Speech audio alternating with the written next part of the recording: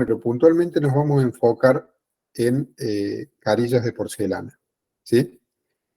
Vamos a empezar viendo una situación clínica, es un caso clínico de una chica de 20, un poquito más de 25 años, que había nacido en una parte de la provincia de Buenos Aires, donde el agua tenía alto contenido de flúor. Entonces lo que estamos viendo es que tiene una fluorosis, y esa fluorosis no solamente tiene cambios de coloración, pigmentación, sino que además tiene defectos del esmalte. No sé si alcanzan a verlos.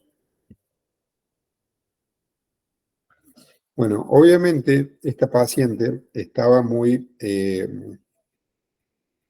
bueno, acomplejada con el color de sus dientes, no quería sonreír, no quería mostrar sus dientes, entonces quería encontrar alguna solución. Hicimos un diagnóstico, donde en el diagnóstico obviamente detectamos los cambios, las alteraciones de color, las alteraciones de forma de los elementos dentarios, defectos del esmalte, producto de la misma fluorosis, malposiciones dentarias y restauraciones deficientes.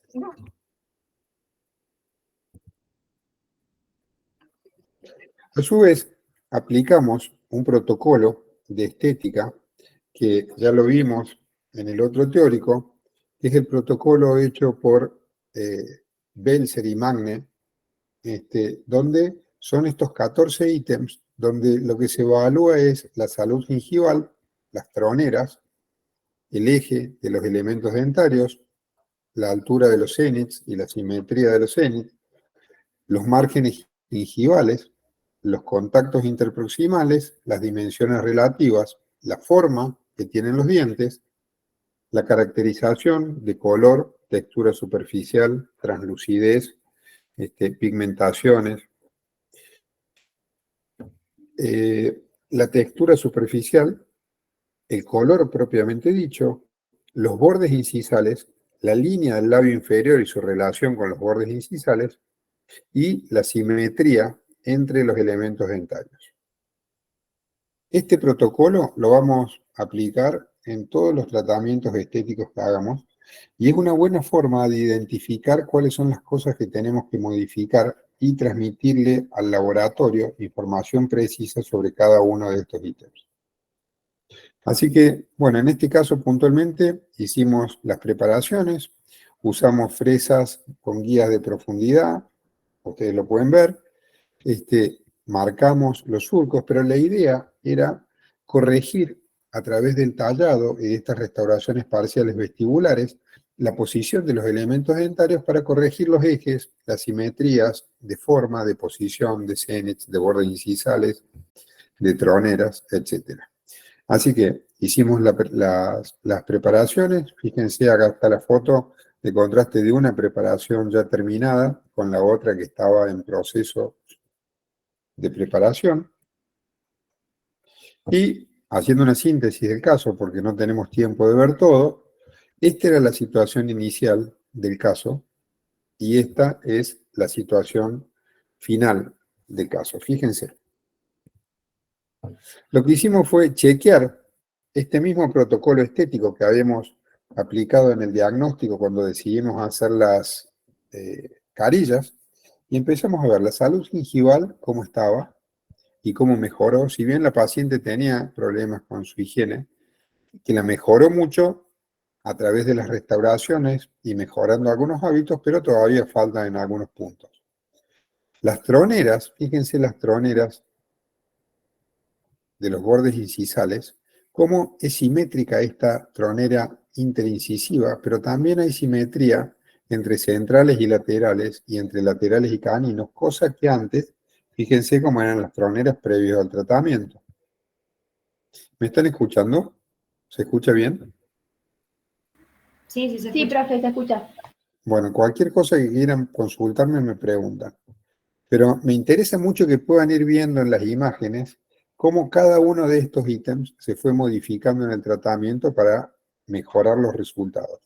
De la salud gingival, de las troneras, de los bordes incisales, de los ejes de los elementos dentarios. Fíjense el eje de este incisivo central con respecto a este, o de este lateral con respecto a este 12, ¿sí? La ubicación de los cénits. Fíjense cómo había simetría entre los cénits de los incisivos centrales, de los incisivos laterales y de los caninos, y cómo en el resultado final, solamente con preparaciones, sin hacer gingivoplastia, mejoramos la ubicación de los cénits de los centrales con mucha simetría, de los laterales y de los caninos, ¿sí? Contactos interproximales, dimensiones relativas, la forma de los dientes, la simetría entre los dos centrales, entre los incisivos laterales, fíjense cómo estaban previo al tratamiento, los bordes incisales lo mismo, ¿eh? La línea del labio inferior, que la vamos a ver, y el juego de simetrías y asimetrías, cómo mejoró estéticamente el resultado.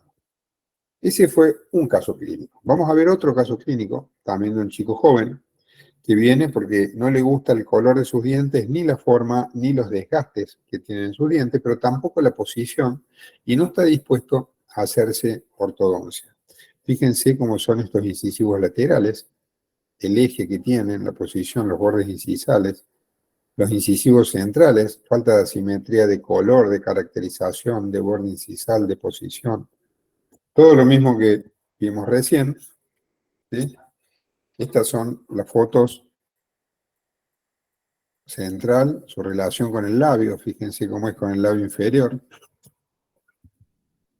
y aplicamos el mismo protocolo estético. Salud gingival, las troneras, fíjense las formas que tienen, la dirección que tienen esas troneras, los ejes de los elementos dentarios y sus simetrías o asimetrías propiamente dicho, los cénits, los márgenes gingivales, los contactos interproximales, las dimensiones relativas, la forma de los elementos dentarios, la caracterización, donde en la caracterización vamos a evaluar la forma, la posición, el tamaño, el volumen de los dientes, la textura, la tonalidad, la luminosidad, el cromatismo, es decir, la intensidad del pigmento que vamos a colocar, la translucidez en su cantidad de translucidez y también en las áreas que abarca la translucidez, y la fluorescencia y la opalescencia que van a tener que ver con la elección del material que nosotros hagamos, que sean lo más biomiméticos posibles y que se correspondan con la fluorescencia y la opalescencia de los tejidos del esmalte y la dentina. La textura superficial, fíjense, las depresiones, las asperezas, la caracterización con respecto a la pigmentación, a las áreas más pigmentadas y a las áreas con hipopigmentación que corresponden a áreas hipoplásicas generalmente. El color, los bordes incisales, la línea del labio inferior, como la línea de los dientes de los bordes incisales es recta con respecto a una línea totalmente cóncava del labio inferior, y las simetrías que las hacemos entre los incisivos centrales, entre laterales y caninos. Así que chequeamos la simetría, esto lo hacemos recortando la foto. Fíjense en los dos centrales cómo se ven totalmente diferentes, o los incisivos laterales, o los caninos, en posición, eje, cenit, etc. Así que luego de esta evaluación, identificamos las cosas que tenemos que modificar, esa información la pasamos al laboratorio y con modelos montados en articulador, siempre la idea en el protocolo de planificación protético, que puede ser analógico o digital. En el analógico vamos a tomar impresiones, hacer modelos de estudio, montarlos en articulador y esos modelos mandarlos al laboratorio con todas las indicaciones para que hagan un encerado de diagnóstico y en ese encerado de diagnóstico sea una maqueta de lo que nosotros queremos como un resultado clínico en el paciente. Ese modelo del encerado de diagnóstico lo vamos a duplicar a través de una impresión, le vamos a hacer un vaciado y vamos a hacer un estampado de una lámina termoplástica para tener una guía que podemos usar como guía de tallados, como matriz para hacer provisorios o bien para controlar las áreas en que hay que adicionar material o sustraer material desgastando los dientes. Esto es lo que hablamos. lo usamos como una guía de tallado y chequeamos los espesores. Lo podemos hacer a simple vista o bien poner silicona por dentro y evaluar los espesores con esa silicona, ¿sí? O bien podemos hacer una matriz de silicona propiamente dicha, de silicona pesada y liviana. Fíjense cómo se ve el espacio entre la preparación y el espacio que dejó el encerado de diagnóstico para ver cómo va a ser el espacio correspondiente a la restauración en cada uno de los elementos dentarios que vamos preparando. Así que después tomaremos impresiones de nuevo, mandamos al laboratorio con los modelos montados y vendrán nuestras restauraciones donde haremos la primera prueba clínica sobre los modelos y luego vamos a hacer la prueba clínica sobre los elementos dentarios. Esta es la prueba clínica donde asentamos las carillas, en este caso en particular sin ningún cemento. Vienen algunos cementos que traen lo que se llama el try-in, que es como si fuera un simulacro de cementado con un cemento que es hidrosoluble para chequear cómo va a quedar la restauración definitiva cementada con el color de cemento que elijamos, que puede ser translúcido, puede ser blanco, puede tener coloración 1A o algún otro color más amarillento o más oscuro. Entonces, si queremos saber cómo va a incidir el cemento o el color del cemento sobre nuestras restauraciones, podemos utilizar estos cementos de prueba que se llaman try-in. Por ejemplo, el Multilink lo trae, o el Variolink, perdón, y ver cómo funciona. Acá lo estamos probando sin ningún cemento ni sin ningún try-in por debajo. Así que en la prueba clínica vemos adaptación marginal, vemos un completo asentamiento de la carilla, porque si no tiene riesgos de fracturarse. La carilla, ustedes imagínense como un vidrio muy, muy delgado, donde ese vidrio muy delgado, si nosotros lo asentamos sobre una mesa, podemos pararnos sobre ese vidrio y no se va a romper. Pero si nosotros tenemos espacio entre el vidrio y la mesa, comprimimos, como el vidrio no tiene resistencia a la flexión, se va a fracturar. Con la carilla es exactamente lo mismo. Necesita un asentamiento franco, pleno sobre el elemento dentario para tener más resistencia.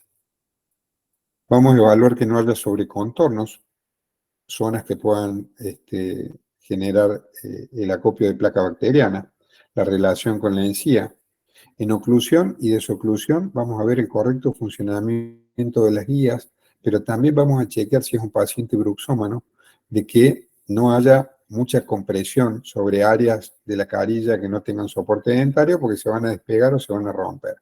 Entonces, si esto fuera así, y si no fuera así también, siempre tenemos que proteger los tratamientos de carillas de porcelana con placas de bruxismo, con placas que protejan del bruxismo. El color del cemento y obviamente la conformidad del paciente, porque nosotros sabemos de que la estética tiene un alto componente de subjetividad. Entonces, lo que a nosotros nos puede parecer bien y estético puede que al paciente no, o que sus expectativas hayan sido diferentes y nosotros no alcanzamos a dimensionarlas. Entonces, bueno, el paciente tiene que estar conforme antes de cementar las carillas. De nuevo, la comprobación clínica con todos los ítems que vimos antes, gingival, troneras, ejes dentales, etcétera, lo que ya vimos. Y fíjense lo que les decía, cómo hay un cambio entre el color de la carilla cuando hacemos la prueba clínica que cuando ya la tenemos cementada. O sea, ese espacio que ocupa el cemento hace de que, independientemente del color del cemento, de por sí ya hay un cambio en la coloración. Entonces, es importante esto, identificarlo, para no encontrarnos con sorpresas una vez que ya está cementada la carilla.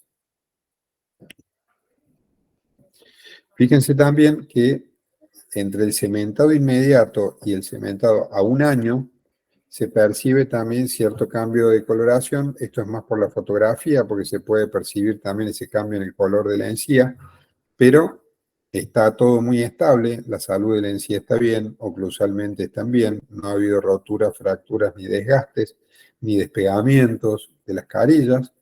y la adaptación marginal está bien, el paciente puede tener buena higiene con hilo dental también, para poder mantener la salud de sus papilas. Y este era el estado inicial de este paciente, y ese es el resultado final del tratamiento. Fíjense, el paciente estaba muy conforme, muy contento, y cómo logramos cambios a partir de todos los objetivos que nos planteamos. La salud gingival obviamente mejoró. Fíjense las troneras, cómo estaban y cómo están ahora.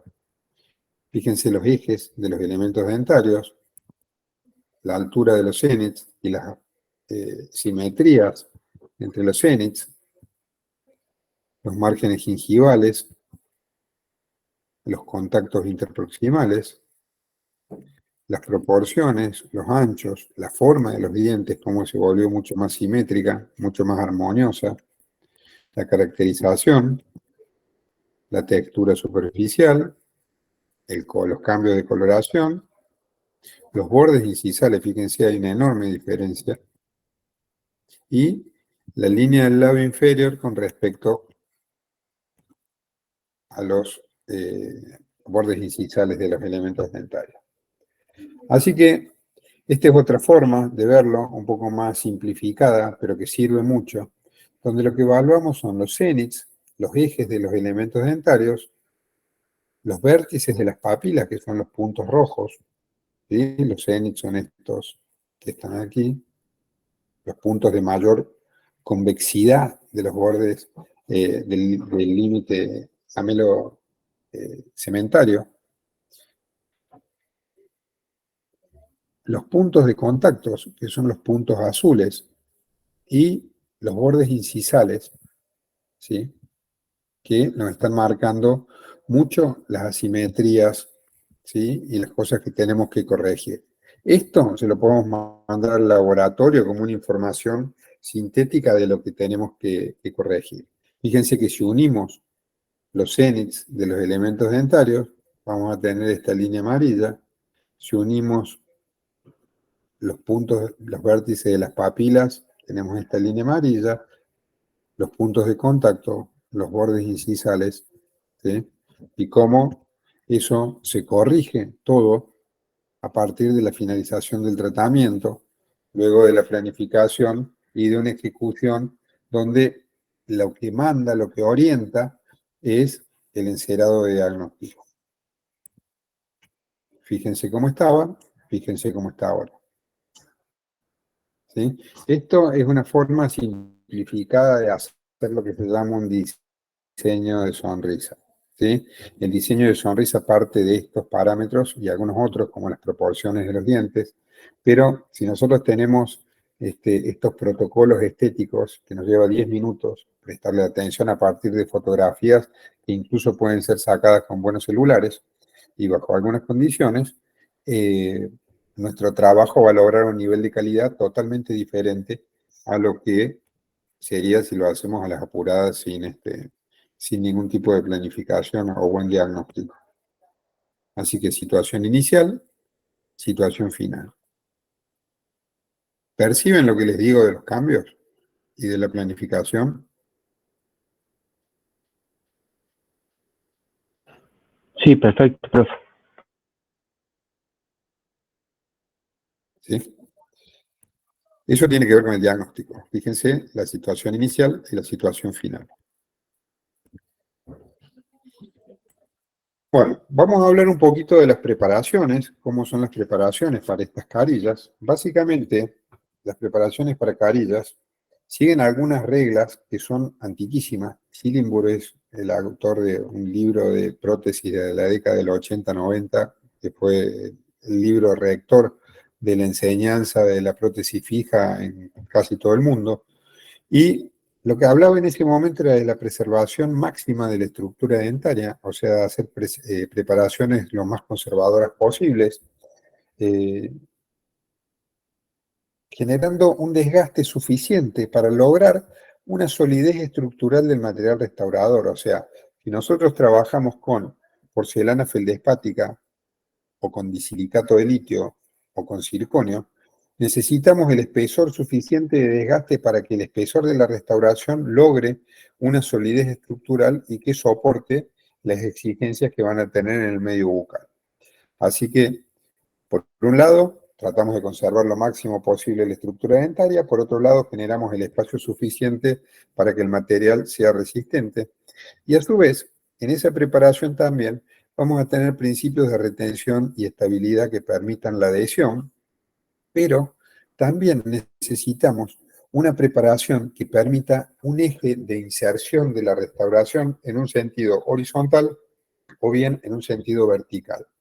Entonces, tenemos que prever, previo a realizar la preparación, si el eje de inserción de la carilla va a ser vertical o va a ser horizontal, y de acuerdo a eso, nuestra preparación va a facilitar que la carilla entre de forma correcta, sin ninguna interferencia, sin ninguna zona retentiva, ni que impida el correcto ingreso de la carilla, de la restauración. Publicaciones hay muchísimas, pero básicamente vamos a centrarnos en estas imágenes, donde en la primera imagen en blanco y negro vamos a ver un poco los espesores, que puede ser de 0,6 milímetros para una carilla convencional a nivel del tercio cervical, del tercio gingival, de 0,7 a nivel del tercio incisal, y podría ser de 1 milímetro a nivel del borde incisal, ya que ahí necesitamos imitar la translucidez que tiene el esmalte dentario.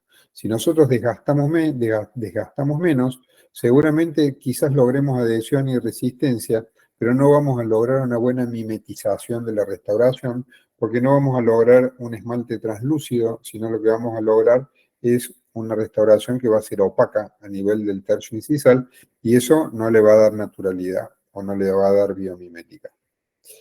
Fíjense en esta publicación que habla de los distintos, o de la resistencia de las distintas preparaciones de carillas de porcelana, o de la resistencia a la fractura, ¿sí? Cuando se ejerce alguna fuerza, tenemos la carilla que ocupa solo la cara vestibular y la carilla que ocupa la cara vestibular y el borde incisal de dos maneras diferentes, o de tres, digamos, pero esta sería con ángulos redondeados y un borde incisal plano en la preparación, o bien con un ángulo, un borde incisal redondeado y como si fuera un chanfer profundo acá a nivel de la cara palatina. Este cuarto modo yo diría que no, porque genera una fragilidad muy importante y seguramente esa carilla se les va a fracturar.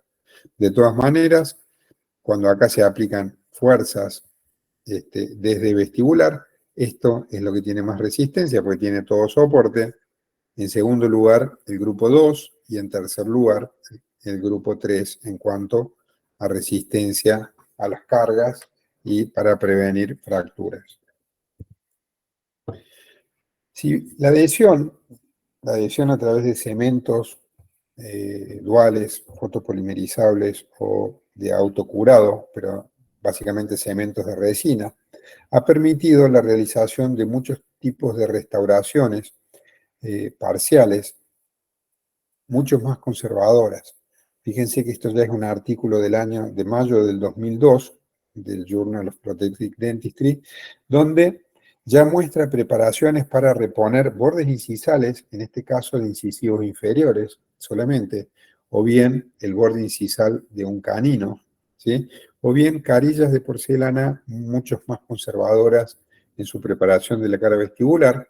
Y con este tipo de preparaciones se podían hacer ya con cementos adhesivos hace 20 años, restauraciones con cierto porcentaje aceptable de éxito, hoy mucho más todavía.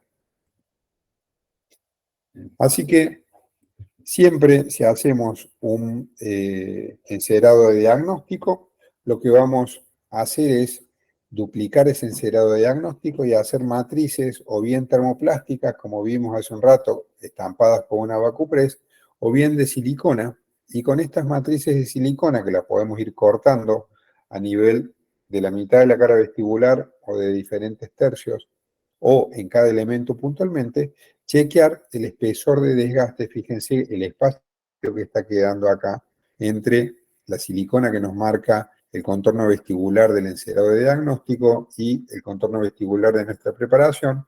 Ese espacio es el que va a ocupar la porcelana, ya sea feldespática, disilicato o zirconia.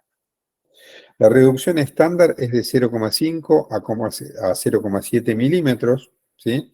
Puede ser un poco más, dijimos en el borde incisal aproximadamente 1 milímetro. El mínimo aceptable es de 0,3 o 0,4 milímetros según el material y es el espesor que suelen tener los contact lens o los lentes de contacto o las carillas no preps, que también se llaman, que son carillas donde la preparación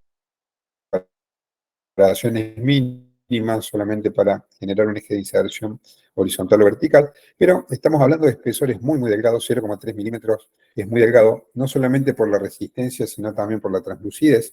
Entonces ya el cemento tiene una incidencia, el color del cemento tiene una incidencia muy fuerte en el resultado final de la preparación y la resistencia mecánica física también corre riesgo con espesores tan delgados, aparte que es difícil su manipulación.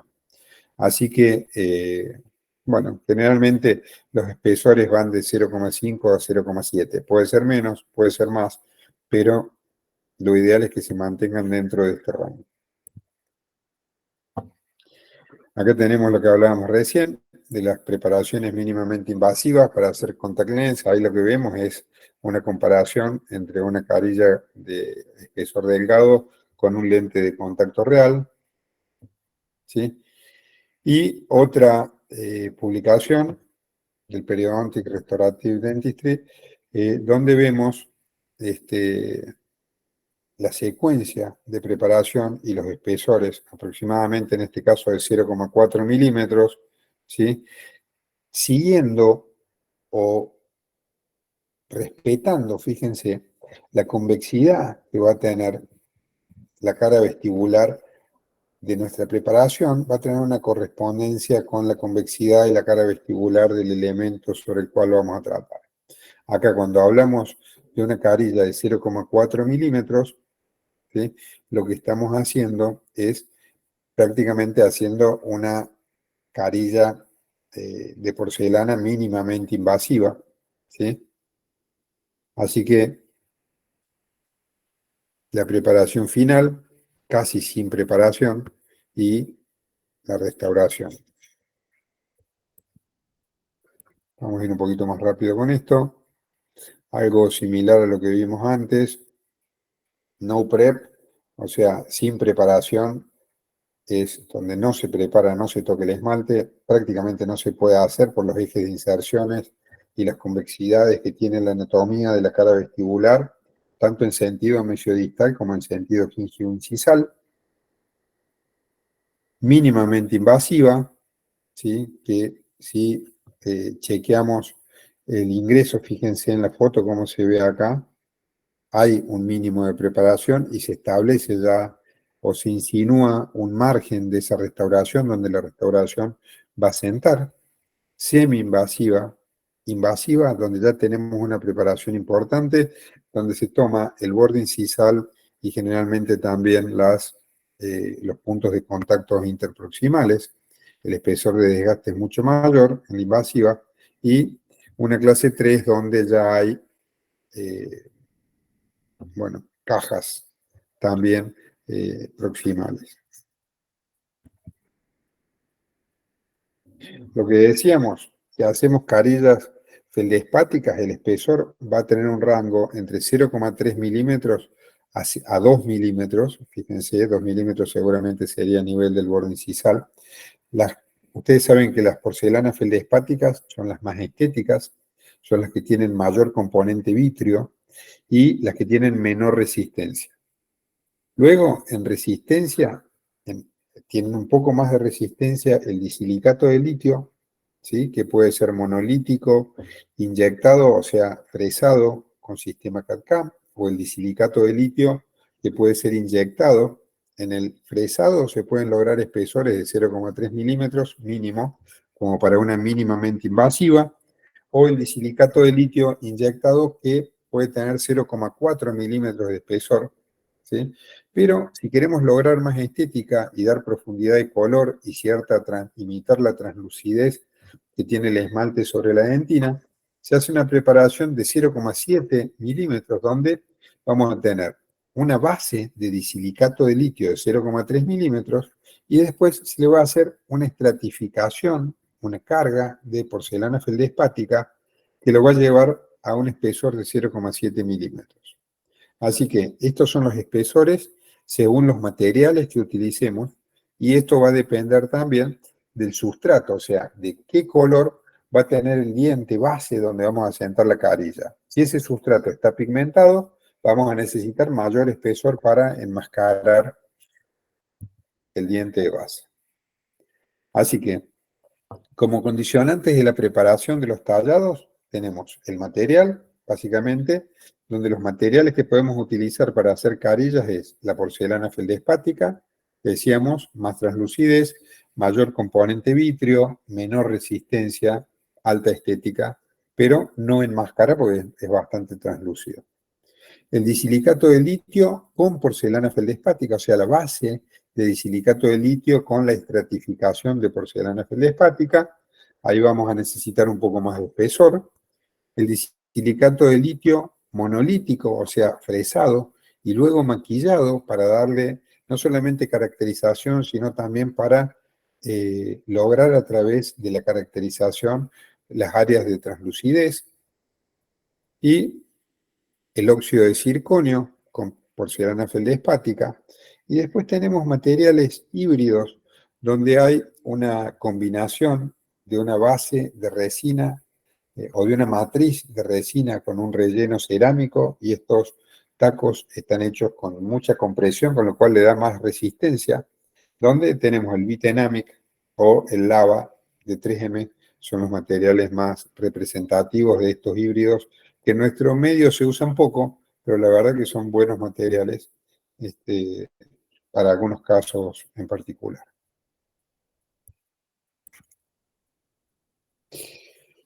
Los condicionantes para la preparación, bueno, uno sin duda era el material que vamos a utilizar y los espesores que podemos utilizar, que debemos desgastar para la utilización de esos materiales, lo que decíamos, feldespática, de silicato en sus versiones, disilicato con carga de porcelana feldespática, o bien circonio, o bien otro condicionante de la preparación va a ser el color del sustrato y, por supuesto, el color de la restauración. ¿Qué quiere decir esto? Que por un lado nosotros nos vamos a encontrar con el color de base del diente sobre el que vamos a trabajar, y por otro lado vamos a encontrarnos con el color de la restauración que vamos a querer. Y ahí vamos a tener una diferencia entre el color de base y el color de la restauración, que seguramente va a ser más claro, donde va a haber distintas gamas de colores. Mientras más gamas de colores tengamos que atravesar para llegar desde el color del sustrato al color final de la restauración, va a ser mayor el espesor de desgaste que vamos a necesitar para enmascarar el sustrato y lograr el efecto deseado estético. Eso quiere decir que el color del sustrato, restauración es más claro como este pase de oscuro a claro va a necesitar una preparación, o sea, un desgaste de 0,2 milímetros por cada tono que atravesemos cada tono de cerámica que atravesemos en esa transición. ¿Sí? Eso quiere decir, Doctor, ¿sí? una consulta. ¿El Sí. blanqueamiento en algunos casos se puede usar para minimizar, para que sea menos el desgaste? Sí, se puede usar.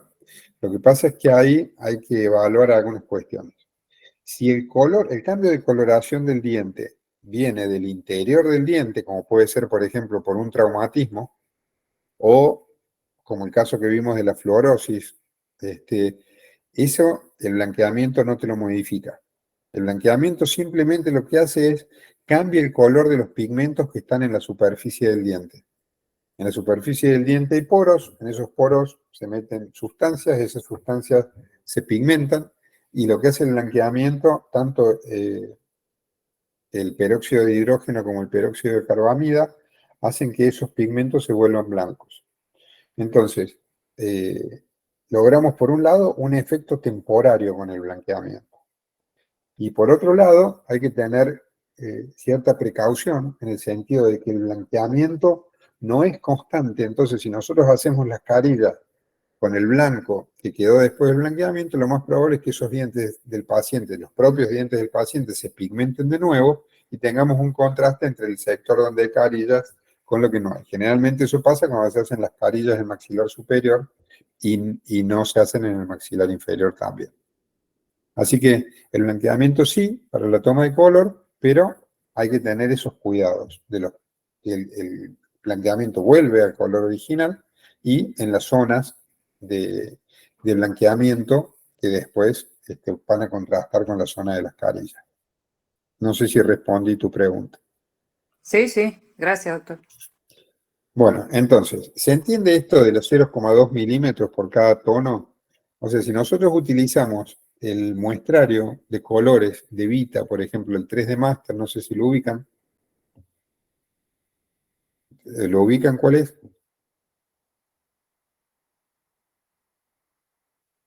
¿Cómo dijo que se llamaba? El Vita 3D Master. Es el muestrario de colores de porcelana de Vita, el que se usa para tomar el color de los dientes. Por cada cambio de color de ese muestrario que haya entre el sustrato, entre el diente sobre el que trabajamos y la restauración final, vamos a tener que aumentar nuestro desgaste, nuestra preparación en un espesor de 0,2 milímetros.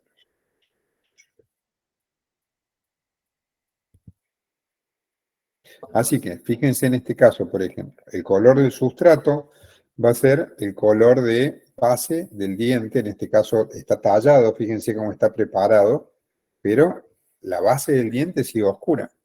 Y acá se hicieron varias, se hicieron 4 carillas, y fíjense cómo los otros 3 elementos no tienen prácticamente cambio de coloración. Por lo tanto, el diente que está más oscuro va a requerir de mayor desgaste de preparación que los otros dientes que están más claros, o sea que el sustrato es más claro.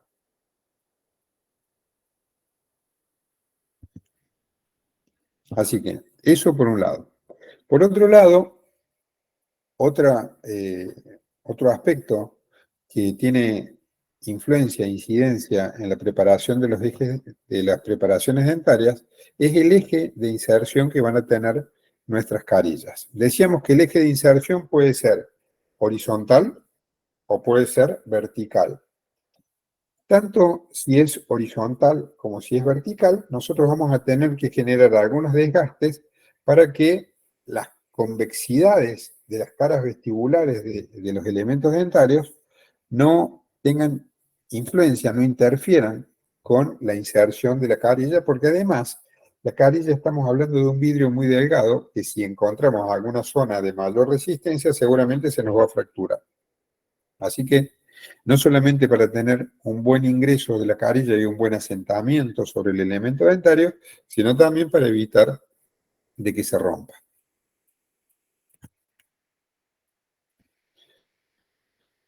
Además, las carillas no solamente se hacen por cambios de coloración, sino se puede hacer para cerrar diastemas o bien para corregir elementos dentarios con malformaciones, como elementos conoides. Ya vamos a ver un caso puntualmente. Aquí lo podemos ver también, pero vamos a ver puntualmente uno que nos muestra cómo corregimos una situación de malformación de un elemento dentario.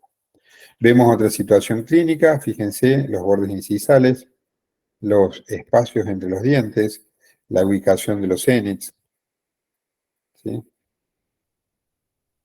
Vemos los colores a los cuales queremos llegar, ¿sí? El mock-up. El mock-up ustedes saben que es encerado de diagnóstico, se hace una matriz de silicona y con esa matriz de silicona utilizamos una resina fluida que puede ser vía acrílica o bien una resina fluida como si fuera un composite, y con eso vamos a hacer un mock-up, que mock-up quiere decir maqueta, y esa maqueta nos va a permitir ver el resultado estético y funcional que va a tener nuestro caso, pero también le va a permitir ver al paciente, cosa que es muy importante para que cuando tengamos el resultado final de nuestras restauraciones, el paciente ya haya podido previsualizar en la planificación que hicimos de su tratamiento, en lo estético y en lo funcional. Vemos las preparaciones mínimamente invasivas para lograr un eje de inserción correcto, horizontal y vertical, y que tengan el espesor suficiente para corregir las alteraciones de forma y de estéticas que habíamos identificado. Lo hacemos con porcelana feldespática. Esta porcelana feldespática se puede trabajar sobre, ustedes saben que se trabaja con un pincel, con un polvo y un líquido que se va depositando en diferentes capas y que se puede trabajar sobre un modelo refractario o bien sobre una lámina de platino. Acá vemos las carillas ya hechas sobre el modelo refractario y las carillas colocadas en boca luego de la cementación. Fíjense cuál era el estado inicial del caso clínico y cuál es el resultado final de las carillas y cómo corregimos, bueno, todos los ítems que vimos en el protocolo estético anterior. Esta es la situación clínica que les contaba del diente conoide. Fíjense, este era un paciente que tenía serios problemas de bruxismo, algunos cambios de coloración, algunos cracks y fisuras en algunos elementos dentarios, pero la realidad era que a este paciente lo que le molestaba seriamente era su diente conoide y no quería modificar nada del resto, sino solamente su diente conoide. O sea que teníamos que hacer una carilla de porcelana lo más conservadora posible, pero lograr un efecto estético para corregir su diente conoide y que a su vez se integre con esta oclusión tan particular que tenía este paciente, borde a borde, con desgastes, y a su vez hacer de que esto dure en el tiempo. Así que hicimos una preparación con un tallado, una insinuación prácticamente en la cara vestibular, casi no prep, pero sí le hicimos un asentamiento, fíjense como si fuera casi un margen a nivel de la cara palatina, para poder darle un poquito más de espesor y que tenga más resistencia a nivel del borde incisal. Así que esta carilla, fíjense, se hizo en el año 2000, hace 23 años, todavía está funcionando. Fíjense cómo se logró la caracterización de desgaste del borde incisal, como si fuera un diente abrasionado por el bruxismo. Y se hizo el grabado con ácido fluorhídrico de la carilla, se hizo la preparación del elemento dentario para el cementado. Se cementó con un cemento de resina, estamos hablando hace 23 años, fíjense, cemento dual, y esa era la situación inicial, y esta es la situación final de la carilla ya colocada, donde teníamos que lograr biomimética en la estética, corregir la malformación de ese elemento dentario, pero a su vez también lograr que la oclusión funcione, y no la oclusión, sino la desoclusión. Fíjense cómo el borde incisal de este incisivo lateral tiene acá como si fuera un desgaste, que ese desgaste no es casual, sino es el desgaste para que pase la cúspide del canino inferior, porque este paciente bruxaba en protrusiva. Entonces, fíjense acá cómo se ve la correspondencia entre el borde incisal del canino inferior y la forma que tiene el borde incisal de la carilla que colocamos. Esta carilla está puesta hace 23 años y sigue funcionando. Así que, básicamente, lo que vemos es que las preparaciones son conservadoras, pero suficientes para lograr los efectos estéticos y funcionales que necesitamos, de que las porcelanas feldespáticas tienen baja resistencia, mayor componente vítreo, fíjense la resistencia es de 70 a 90 megapascales, ¿sí? Y un 20 a 35% de componente inorgánico. En el digilicato tiene una resistencia moderada y tiene una resistencia de 360 a 400 megapascales. Y el digilicato de litio, la marca más conocida es IMAX, ¿sí? Divoclar, y tiene una resistencia bastante aceptable, pero además tiene una estética también muy aceptable. El disilicato es algo bastante equilibrado en ese sentido. El circonio tiene 900 megapascales de resistencia, por lo que es muy utilizado para dientes posteriores, más en coronas monolíticas que en carillas de porcelana prácticamente no se usa, porque además, al no tener matriz vítrea, no tiene prácticamente adhesión. Entonces, no es como las porcelanas, como el disilicato o la feldespática, que se le hace un grabado con ácido fluorhídrico, se le coloca silano y se cementa. El circonio hay que hacerle un tratamiento especial con algunos primers que tienen una molécula que se llama MDP, que la tienen algunos cementos también, y con eso se puede lograr un poco más de adhesión, pero no es tan buena la adhesión como es en el disilicato y en la feldespática. Así que, con respecto a los protocolos de cementado para carillas, va a modificarse ese protocolo si cementamos porcelana feldespática que si cementamos disilicato de litio. Para el caso de la porcelana feldespática, la de menor resistencia, mayor translucidez y mayor estética, lo vamos a grabar a la porcelana con ácido fluorhídrico al 9,6% durante 2 minutos. Luego la vamos a lavar bien varias veces y se le va a colocar el silano. El silano es lo que va a lograr que haya una unión química entre la porcelana y el cemento de resina.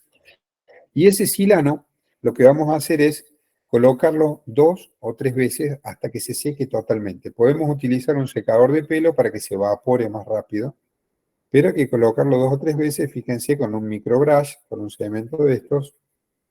Así que una vez que lo secamos bien, colocamos el bonding, que no se polimeriza, ¿sí?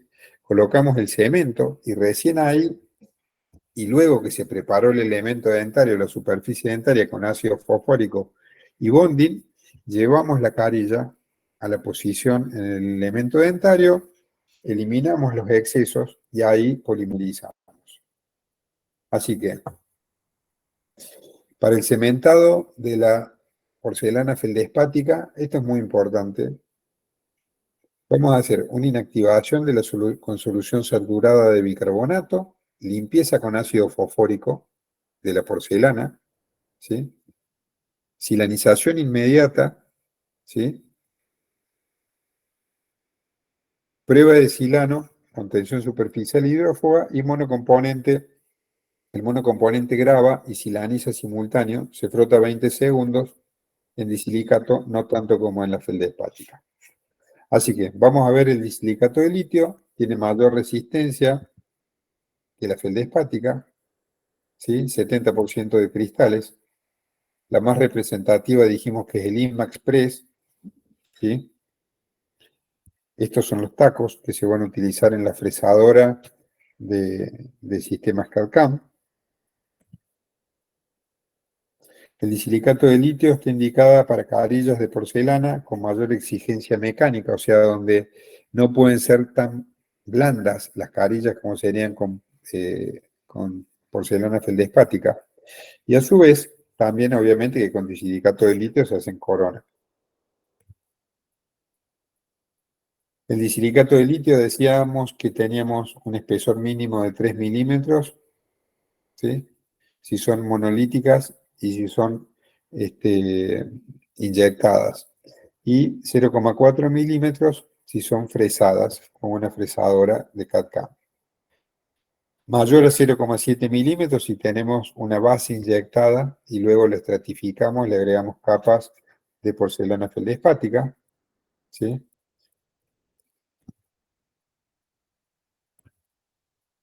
Vamos a ir un poquito más rápido. Y el protocolo de cementado del disilicato de litio va a ser con ácido fluorhídrico, en este caso al 5%, 4,9%, y ya no va a ser de 2 minutos el grabado como era con la porcelana feldespática, sino que va a ser de 20 segundos. Entonces, hay una diferencia en el protocolo de cementado del disilicato de litio con el de la porcelana feldespática, ¿sí? Fíjense, disilicato de litio, ácido fluorhídrico 4,9%, tiempo 20 segundos.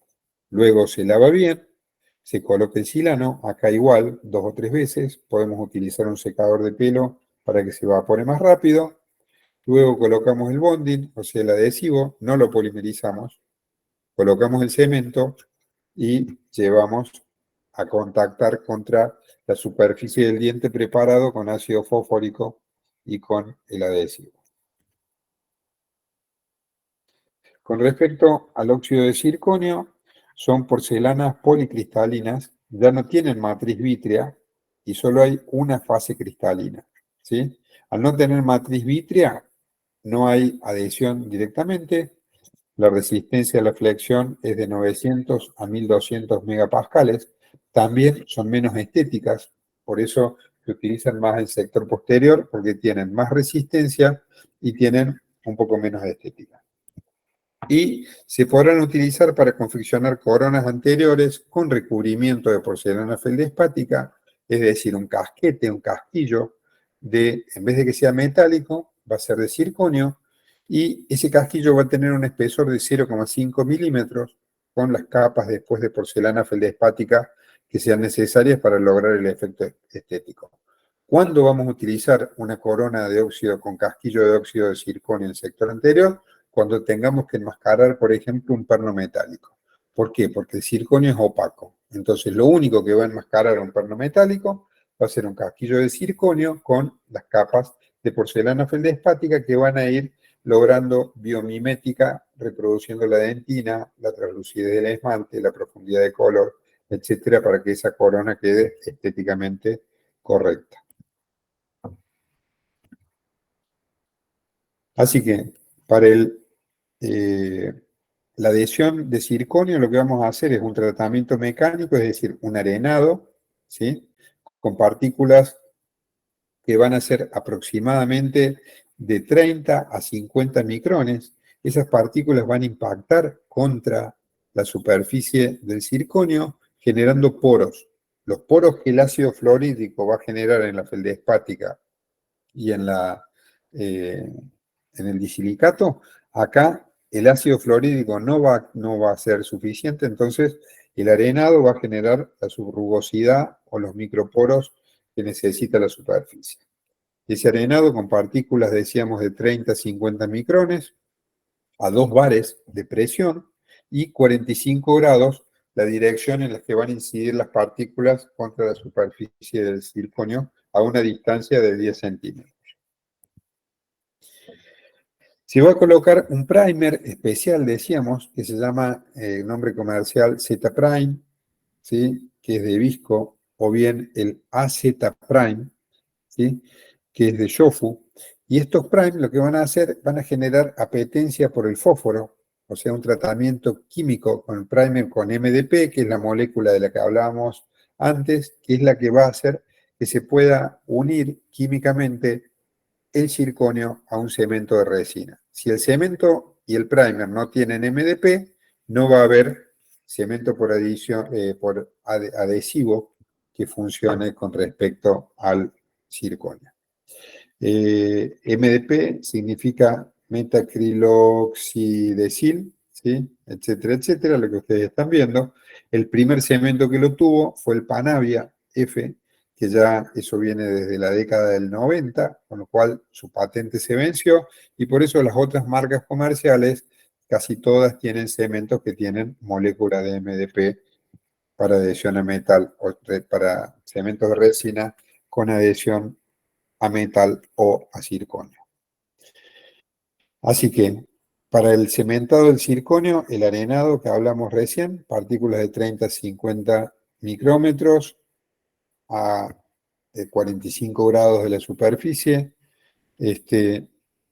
Luego, el ácido fluorhídrico a 9,6%. Esto lo que va a hacer es limpiar la superficie, no grabarla. Luego se va a utilizar el primer, ¿sí? Que se va a colocar sobre la superficie de circonio, se lo va a dejar actuar. Este primer es el que tiene la molécula de MDP. Luego del primer con circonio se va a utilizar el silano y luego el adhesivo. Después del adhesivo se va a colocar el cemento de resina. Así que Bueno, estos son los train, que es lo que le decía, que son para probar el color de los cementos. Son pastas que contienen polietilenglicol, ¿sí? Con el color del cemento resinoso que vamos a utilizar, y es lo que nos va a permitir en la prueba clínica de las restauraciones ver qué color de cemento es más adecuado para el resultado estético que nosotros pretendemos para nuestro tratamiento.